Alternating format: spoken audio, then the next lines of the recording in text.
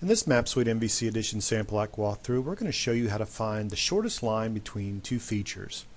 As you can see here with our sample, we've got just a basic map of the world, and then we've got two of these features here, one hovering over this part of Europe and Africa, and the other here in South America.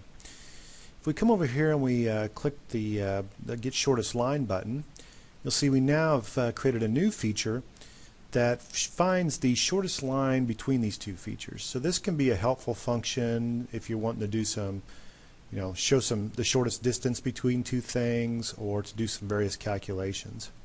So let's take a look at the code to see how you would implement this inside your sample. To get started, let's take a look at the view source.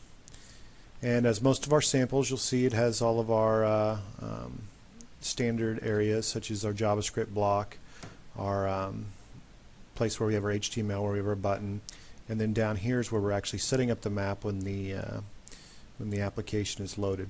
So this portion right here is just setting up the map, adding it to the page, and adding the World Map Kit as a background, and also setting the current extent so it's zoomed out to show pretty much the entire world.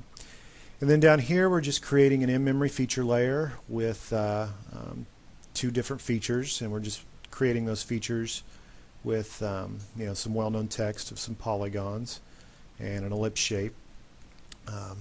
So that's what this code right here is doing. We're adding that to the in-memory feature layer, and the colors of those features is defined up here on the styles on that in-memory feature layer as well.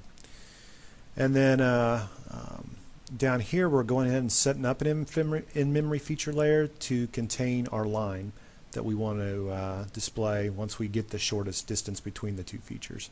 So on load, there's nothing's going to be in this layer, but you'll see a little bit later we're going to actually add a feature that shows the shortest line between the two features we set up here.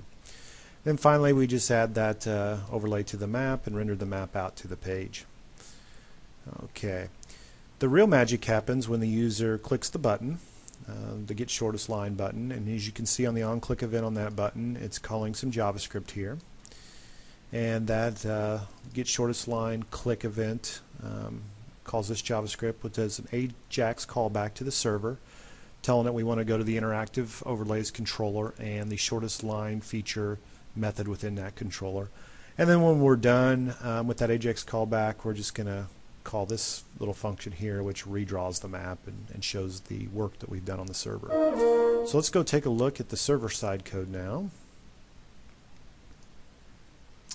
If you look at the controller source,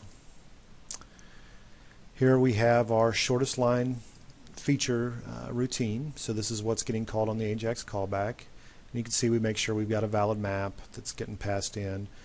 And then we get some references to both our map shape layer that contains the two features on the map and the shortest line layer where we're going to display the line that we get from finding the shortest line.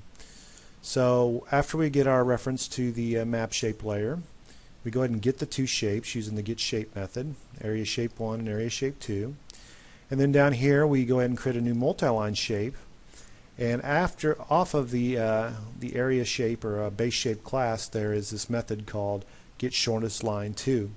And we're passing in Area Shape 2, so that's the two features that we're going to compare to, and then the unit that our data is in. In this case, it's meters.